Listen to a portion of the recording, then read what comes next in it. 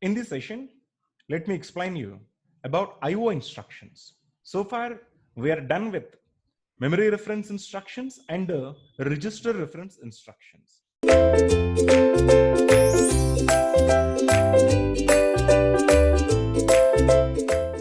Memory reference instructions collects the operands from the main memory. Register reference instructions collects the operand from the processor's register, that is accumulator, and these IO instructions. Let us talk about these IO instructions. When each and every of these instruction is getting executed, which operation is going to be performed? Let us stay focused and understand. Altogether, there are 6 IO instructions: 1, 2, 3, 4, 5, 6. Right? The IO instructions, first 4-digit combination is 1111. You know that the for the register reference instructions, first 4-digit combination is 0111.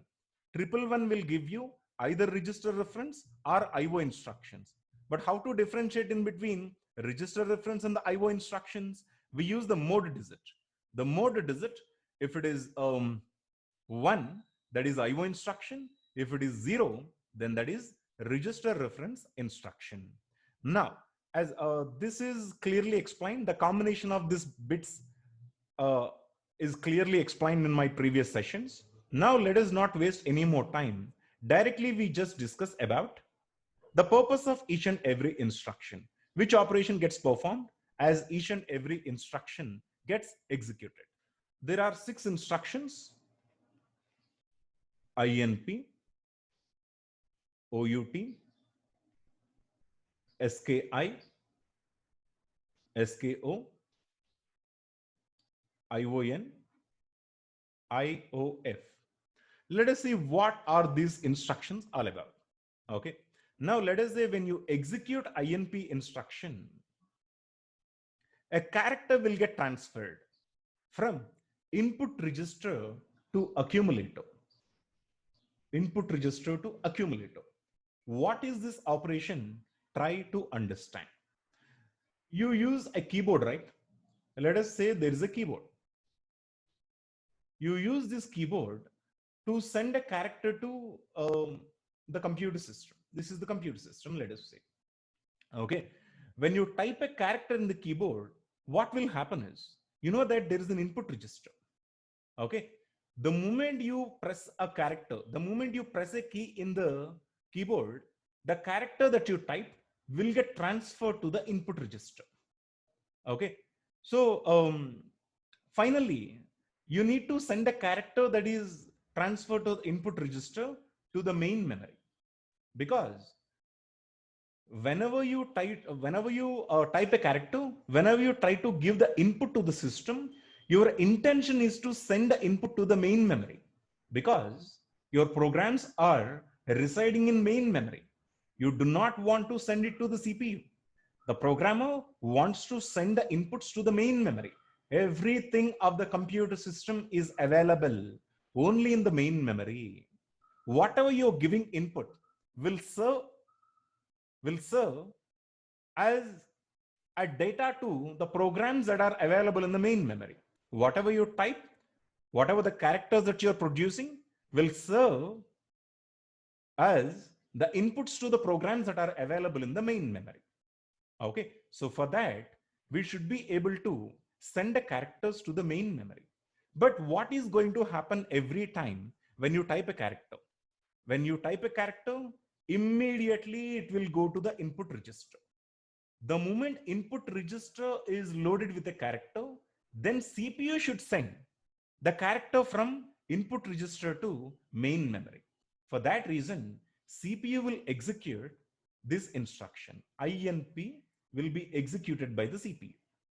When CPU executes INP, a character will get transferred from input register to the accumulator. But is the accumulator destination? No, accumulator is not the destination. The final destination will be main memory. So in addition to the INP, CPU should also execute one more instruction to transfer the character from accumulator to the main memory. You know which instruction we use to transfer a character from accumulator to the main memory? That is, of course, as you people can say, That is a store instruction. Okay, store followed by some address will send the character from accumulated to the main memory. Once again, when you type a character, it will get transferred to the input register. Then CPU will have to send this character which is available in the input register to the main memory. When immediately CPU is going to execute one instruction called INP. When INP gets executed from the input register to the accumulator, it will get transferred. The character will get transferred. Finally, from the accumulator to the main memory, in order to transfer, CPU is going to execute one more instruction, that is store instruction.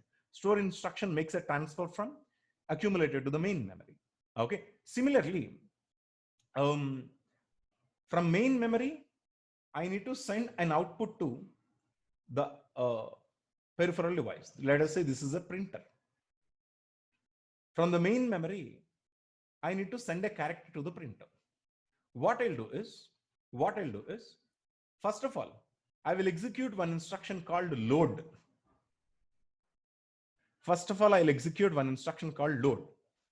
Load 450 meaning the information which is available at the 450 will get transferred to accumulator.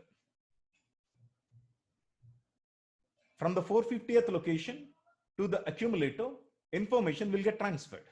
Okay, the character that you want to send it to the printer. Now, in order to send it to the printer, CPU is going to execute one instruction called OUT. That is, when OUT gets executed, a character will get transferred from accumulator to output register. This is, let us say, output register. Okay, so when you execute OUT instruction, a character will get transferred from accumulator to the output register.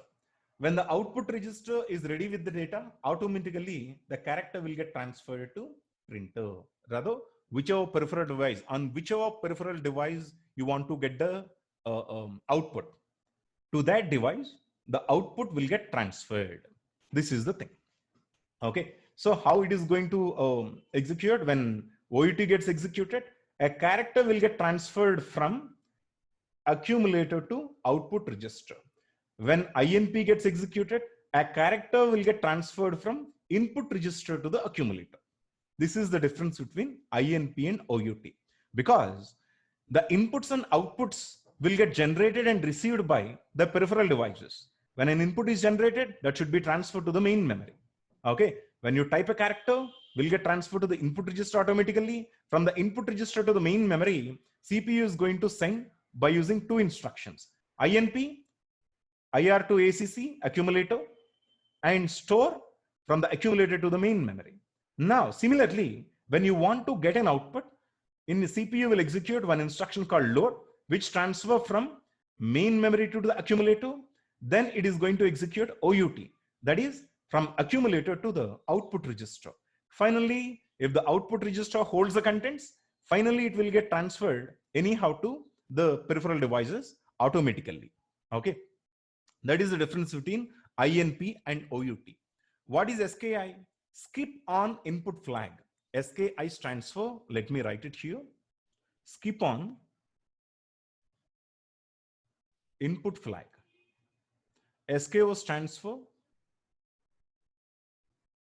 skip on output flag. What are these? Try to understand. When SKI instruction is executed, CPU will check the flag, input flag. When SKO instruction is executed, CPU will check the output flag. Sorry, there are two flags. One is input flag and one more is output flag. Okay, if the input flag is equal to 1, that means that there is a character transfer to the input register. If the output flag is equal to 1, then there is a character transfer to the output register. Okay, so what is this? CPU will skip the next instruction on the input flag. CPU will skip the next instruction on the output flag. Okay, when SK instruction gets executed, CPU will skip the next instruction when the input flag is raised. CPU will skip the next instruction when the output flag is raised. More about this SK and SKO, I will explain you guys in the interrupts, in the concept of interrupts. Okay. Similarly, there are two more instructions. Those are ION and IOF. These are purely about interrupts. Interrupts on or off. Okay. ION, interrupts are on. IOF, interrupts are switched off in the system. So collectively, these are the instructions that can be available, that are available in the category of IO instructions. So, and the purpose of each and every instruction so far we discussed. INP transfers a character, input register to the accumulator. OUT transfers the character from the accumulator to the output register. SKA will skip the next instruction when the input flag is raised. SKO will skip the next instruction when the output flag is raised. ION, interrupt facility will be switched on in the system. IOF, interrupt facility is switched off in the system.